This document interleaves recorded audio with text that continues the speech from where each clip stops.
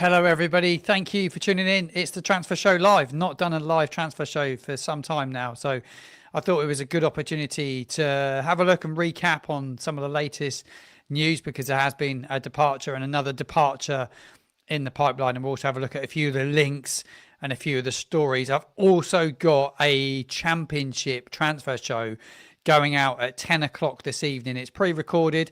I've had a look across the championship at everything that's been going on. And I'm going to give you guys a little bit of an insight into what clubs are up to. And the week after next, I've got a very special show that I'm putting together with Benjamin Bloom. He's agreed to come on the Football Martin channel. We're going to look ahead to the championship campaign next season, and we're going to go over all the big moves. There's moves with managers at the moment as well, because Leicester City sacked Ruud van Nistelrooy just as pre-season's about to start. We're going to cover that. We'll cover all the big news from around the championship, and then we'll have a look at what Southampton, he's an Ipswich fan, have been up to, and we'll just have a good look ahead to the season ahead. Before we do jump into the show, you know the drill. Make sure you're subscribed if you're not already. This live, you need to be a subscriber to comment and get involved in the live show tonight anyway. Going to be live for around 20 minutes, just under. I'll cover all the Southampton transfer news, and I will jump into a few of those bits from the championship, but not too much. You want to stay tuned to tonight's show to find out a little bit more, and make sure you do get involved in the conversation below. Give me all your thoughts to the stories that we're going to cover this evening. Love to get your thoughts. As always, it's a community as well. It's just not me talking. Loads of guests coming on the show as well in the next couple of weeks as well. So we're going to freshen things up, so it won't just be me chatting. I'm going to try and get a fans forum up together for a couple of weeks time as well, because we are like rapidly heading towards pre-season now. I can't believe it's so close, isn't it now? The players are back in. They were fitness testing this month, this week. So yeah, unbelievable stuff. That the championship campaign is very, very close. I've just gifted. I'm not very good at doing two things at once. I've just gifted 5 memberships to 5 of you that are tuning in, so you can get some of my exclusive content that's coming out in the next week or so.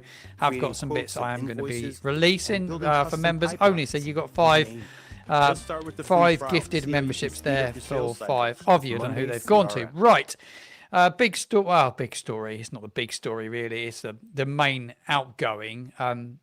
We finally agreed a fee with Trabzonspor for Paul Onuachu to depart the football club. 31-year-old striker does leave St Mary's Stadium at long last after 2.5 years. He was the top goal scorer last season with a whopping 4 goals.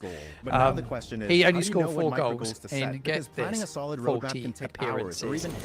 He's finally got to move away. He won't be back at Southampton. He was loaned to Trabzonspor in 23-24 season as well, was ONUACHU, and it was a pretty disastrous time with us, really. Just didn't work out, wasn't good enough for the Premier League. We've been talking about him going on this channel for about a year now. Pretty much every single window that comes around, ONUACHU is linked with a move away from Saints, but he's finally gone. Paul Onuachu departs the Saints. The fee has not been confirmed. So exactly what we have got for him.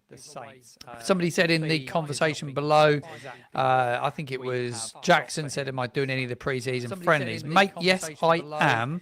I will be doing some of the pre-season friendlies. I've got a ticket for the Eastleigh game, so I will be down there for the Eastleigh game. Looking forward to that. It's about 3 weeks' time. It's not far away, is it? Right, next player looking like, well, it could be one of 2 out the door next.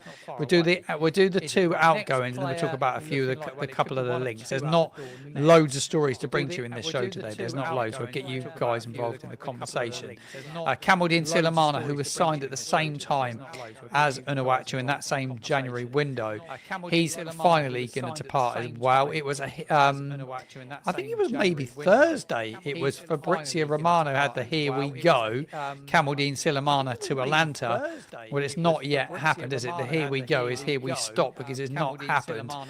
But the deal was ridiculous, £17.5 million for him in instalments, which is quite incredible. There's €4 million in add-ons on his performance and team bonuses as well. And I did also read that we've got a 15% sell-on fee with him as well.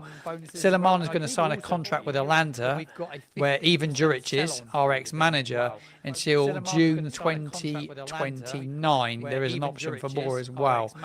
But I read today that the scheduled medical tests to finalise this deal are going to be at the end of this week. So it looks like it will end at the end of this week. That will come to an end. ONUACHU and SULEMANA both out the door for fees. So they're both going out for fees. I think Saints, I put on one of my channels the other day, I think it's really good business, the SULEMANA deal.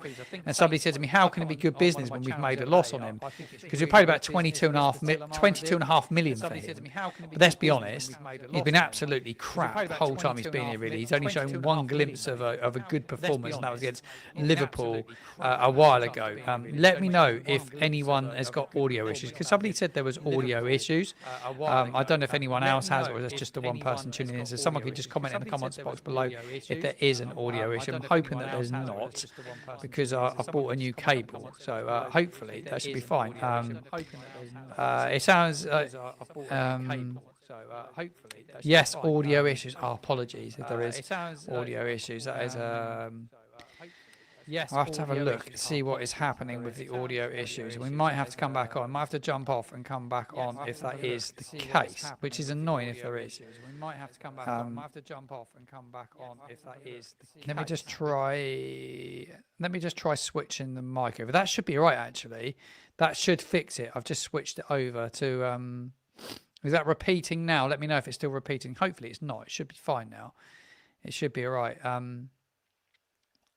Let me know if it's still repeating. Hopefully it's not.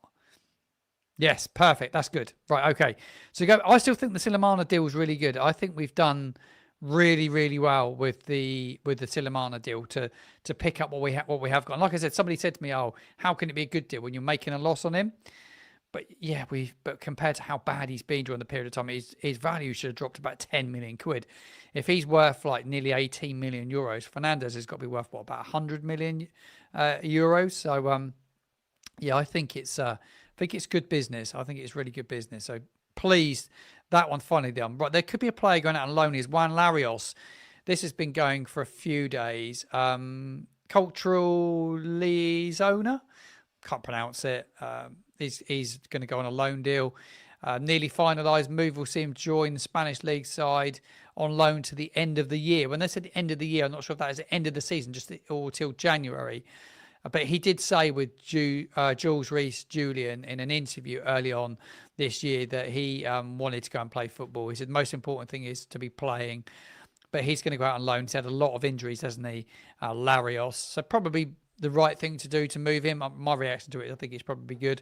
Been a bit of a disaster to sign him, but Cultural Leona, I think it's pronounced. I can't even pronounce it. I've never heard of them. Never heard of this club before. Don't have no idea who they are. No idea whatsoever. So yeah, it's been a tough time for him at Saints. There's no doubt about that. It's been tough for him, isn't it? Young lad. Picking up the injuries that he's picked up as well. I did grab a few statistics actually online earlier, because I think it was Saints Statistics were chatting about him and his time at Saints, and I'm going to pop it up on your screen actually. Here it is. Just a few of his stats from since he's been with us. He was good with with his tackles. 3.5% of his tackle win rate. That's 86%. Jules won 57%. He's short, isn't he? So he's never going to win a lot of headers. Successful passes, 80%. He just hardly played. Saints Statistics said, is he worth a go in the Championship? That would be my question to you. Is he worth a go in the Championship? I'm not quite sure. I think a loan move right now is good business. I think it is good business. Hope the audio is fine now. If there's any issues, just shout in the box below. Right, what else do we have? Max Johnson was another name being mentioned with Saints for a while now. Right back, Mac Johnson, he's a Scottish under-21 international, plays with Strangruts. Only played 16 games last season. He's been linked for a while. Saints are in the market for right back. Walker Peters' contract is expired. He's gone. Is Sigawara going to step up and become the right back next season? We've still got James Bree as well. Still do have right backs, but it does look like we are looking at another right back. I would imagine that Sigawara could potentially still be sold, though he was featured quite heavily in the club's social media. But yeah, there you go. That is the story around Max Johnson. I've not seen him play loads, to be honest, so it's hard for me to comment on him.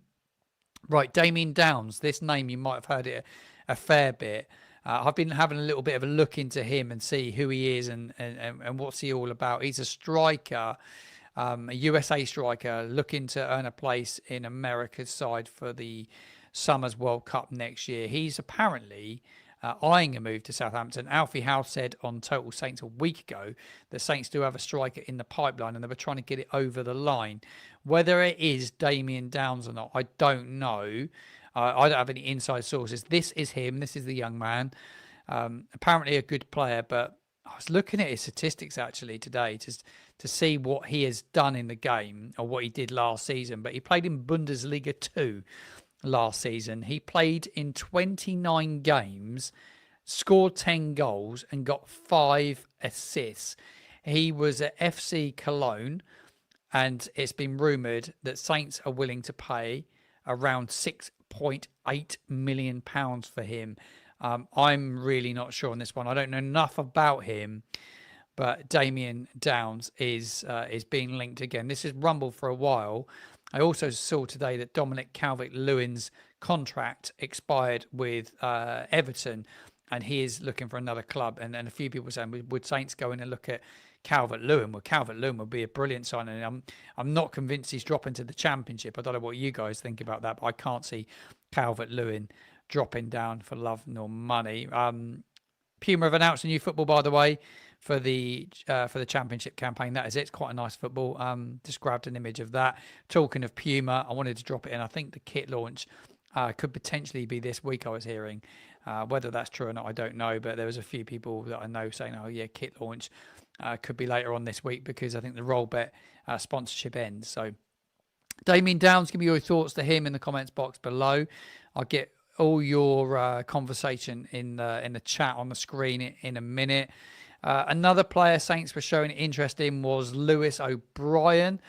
Nottingham Forest, though, apparently have put a massive price tag on him of £8 million. I'm not convinced we're going to go spend £8 million on a midfielder. I think outright will be a striker, but Lewis O'Brien is a few Championship clubs are really interested in him.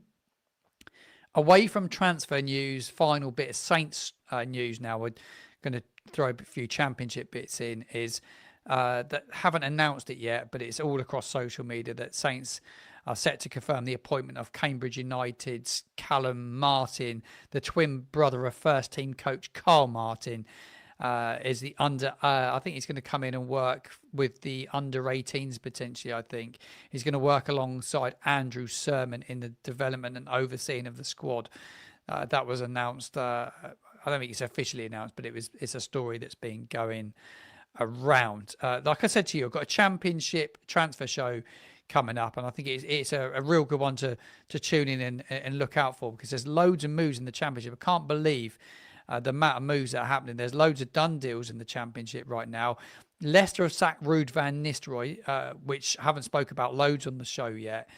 I think that's an interesting time to do it. I know that they were waiting for a certain period of time to do it, but don't you think we're so close to pre-season? That is quite a big thing to do. I wonder how Leicester are going to get on next season. Get involved in the comments box below. Like to get your thoughts on Leicester. I'm not convinced they're going to be in the top 2 next season. Right, I'm going to get some of your conversation in and jump into a few of those Championship stories that I was talking to you about. How many players do you think will come in, says Paul. You can ask me anything, by the way, in the comments box below. I'll answer as much as I can. I'll answer all your questions. I think we'll at least have 4 or 5 in. I think there's a lot to get out the door, but I think there'll at least be 4 or 5. Goalkeeper, striker, creative midfielder, left winger. There's no doubt about that when you're going to need another winger. Adozie's back at the club, but I do think we need another winger. We're going to need another central midfielder as well. Brilliant. Thank you very much for tuning in. That's very kind. All the way from Canada. Thank you very much. Appreciate you tuning in. Really, really appreciate that. Should we let Archer start? He's got a long way to go, isn't he? Let's be honest. He's got a long way to go. But Championship just might be the recipe to start finding his goal scoring form. And we might start to find that winning feeling once again. It feels like a long time since we were winning games. Jack, great to have you on, mate. Hope you're well. Just chatting about Leicester as well. Ruud van Nistelrooy finally sacked. Who's the manager there at Leicester City? Who's going to the KP, Jack? I'll be interested to see who comes in. Someone was commenting about Dominic Calvert-Lewin. No chance. Yeah, I agree. I don't think he comes. But we'd be an absolute dreaming. But yeah, Calvert-Lewin to Saints. I don't think it happens, but it would be quite incredible, wouldn't it? That's for sure. Martin, thank you for tuning in, mate. Hope you're well. From Martin to Martin. Really appreciate you tuning in. Yeah, no, you're welcome for the membership. No worries, though. Absolutely welcome. No worries at all. Right. Are Birmingham a threat? Yeah, I did see about Damari Gray. What a signing Damari Gray would be, by the way. I think they're going to be good next season. I'm going to rank where I think everyone's going to finish in the champ next season. But don't you think that Birmingham are going to be a real dark horse in the league next year? You know that when you get that winning feeling and that winning mentality in a club, it can just keep you going, can't it? You can kind of keep that going into the next season. You see what Ipswich did the other season. It just that momentum can keep you going. The other one for me is Derby. I think Derby could be really dangerous next season. There's a bit of transfer news on Derby in a minute. I'll bring it to you, but I'm interested to see what they do. And a bit more chat on Calvert-Lewin. Always injured. I said that to my mate today. Always injured. Never fit, is he? Stuart Armstrong was mentioned, actually. Stuart Armstrong, I think his legs are done, personally. I'm not for Stuart Armstrong for coming back to Saints, but there is a story linking him, actually, with Rexom. So could potentially end up playing Saints at the start of next season, but they're reportedly in talks to sign Stuart Armstrong of Wrexham. That's according to the Wrexham Insider. I've got a bit more on this in my Championship show. They're also interested in another ex-Southampton player, and I believe they've signed Jay Rodriguez as well. They've also signed Plymouth Argyle striker Ryan Hardy, have Wrexham. I think that is good business. I think that they're building to establish themselves back in to establish themselves in the Championship. But yeah, good luck to them next season. I'm looking forward to that opening game. I think it will be. I think it'll be a really, really good game. Right. What else do we have in the conversation below? Ask me anything, and I will pull it out and give you my thoughts on it. Ipswich. We will cover that when I get Benjamin Bloom, who joins me, not next week, the week after. Benjamin Bloom will be on the channel with me, and I will dig into Ipswich and see what's been happening there. Be interested to see what Ipswich do next season. I think they got to find that winning feeling once again as well. Top three, Southampton, Ipswich, Birmingham. I like it, Paul. You've gone with your top three. Are you going with Saints to finish top? Are you going with Saints as champions? Or are you going to Saints to be in the top two? Get your thoughts on it. Really good one, actually, here from Jackson. Rank these strikers: Armstrong, Adam, Ings, ONUACHU. Ings, I'm going to go Ings, Armstrong, Adams, ONUACHU. I'm maybe a bit torn between Ings. Actually, I'm going to go Ings, Adam, Armstrong, ONUACHU. That's what I'm going to go, because I think Adams was really good. A lot of talk that Birmingham City were quite keen to bring him back to the Championship next season. I think he's top. I think he's tops.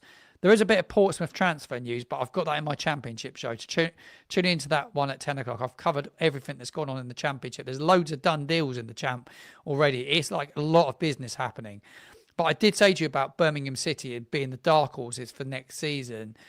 Tommy Doyle, who was at Wolves last season, 23-year-old, good player, by the way, was at Sheffield United during that Championship campaign when they got promoted. There's a lot of talk that he's going to go on loan to Birmingham City next season. I've got a bit more of that in my show later as well. That would be a really, really good signing, I think. So, right. What else do we have in the conversation below? I think we are wanting us to actually win the league for a change. Yeah, I know, I agree. I think we've got to be looking to win it. I think it's parachute payment teams, and I've said this on loads of channels and shows. I think it's a parachute payment team being relegated. I'm of the thought that automatic promotion is an absolute must, really. That is your first priority. That is what the expectation should be. Look, we don't know how Will Steele's going to do yet. We don't know how he's going to get backed. We don't know how many players are going to leave. We don't know if the season's going to start and we're going to lose 5 players once the season kicks off and the window shuts, because we've got the nonsense with the window still being open. I hate it. I absolutely hate it. The fact that that window's open, I think it causes a lot of problems. Jackson's good with the questions tonight. What's your prediction for both the Portsmouth fixtures? Mate, I think they're so hard to call, aren't they? Like derbies, they're not like your normal game. A couple of games in the build-up gets written off, and then you get your couple of games afterwards written off. I tell you what, we should pop the fixtures on the screen, actually, because I've still got the graphic from the show that I did on fixture release day. That is those fixtures, those championship fixtures released from the other day. They're on your screen. This is my graphic from the other day. But you've got the Portsmouth game on the 13th, that weekend of the 13th, but you've got Watford before it. And that's a really big away game. So look, I think both the games are going to be huge. They're both massive games, and they could go either way. It depends who's more up for it on the day. They're usually pretty shit games, if I'm honest. They're crap. They're scrappy. There's never good quality football on show. There's never a ton of goals on show because they're such cagey affairs. But I do think that those 5 opening fixtures are really tough. I don't care what anyone says. I think Wrexham opening day on Sky, massive banana skin. I think it's tough. To play the derby so early is not ideal. 5 cruise ships in the city that day as well. Southampton's going to be absolutely jam-packed. Will it be a bubble event? Will the Portsmouth fans be bubbled in, not allowed in the city? You would think so. Then we got a tough game away at Ipswich, home to Stoke, away to Watford, all before the Portsmouth fixture. I think it is really, really tough opening games for us. But no, I think it's really hard to call it. Really, really hard to call it. Phil's in the live. Thanks for joining, Phil. Thing is, Pompey, the fans get the importance. Will the players, particularly those who are not Southampton based, I agree. And it is like players that... I saw Danny Murphy gobbing off actually on TalkSport the other day saying, oh yeah, it's a bit of an, about talking about derbies and it being like there's bigger derbies in the world. Yeah, I get it. There's bigger derbies in the world. But in terms of Britain, in terms of derbies, I think it's a little bit out of touch with it because it is a massive derby and it means so much to the people. Like down here, it's huge, isn't it? Like, there's bragging rights up for grabs.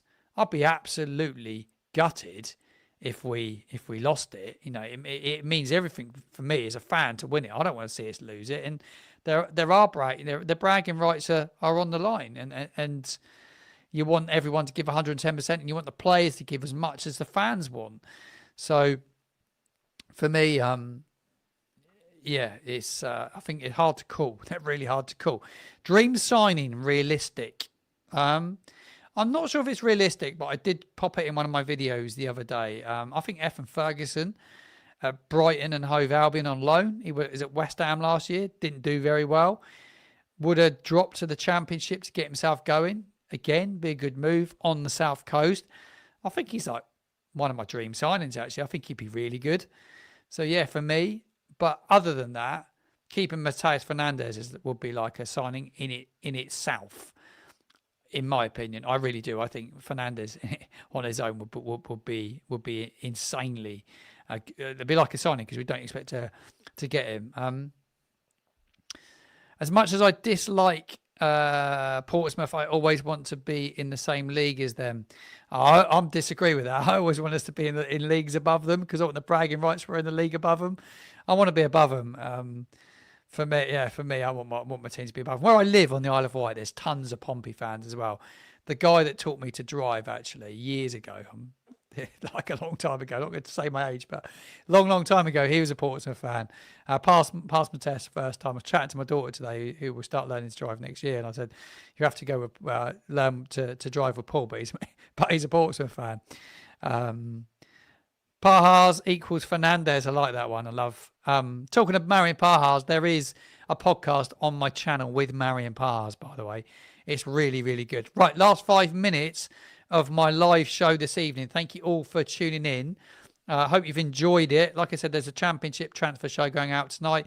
Bit more coming to the channel. Benjamin Bloom week after next. Wrexham chat here. I really hope that Wrexham, the millions of plastic Wrexham fans get a reality check against us. Oh, yeah, that's a good one, Kean.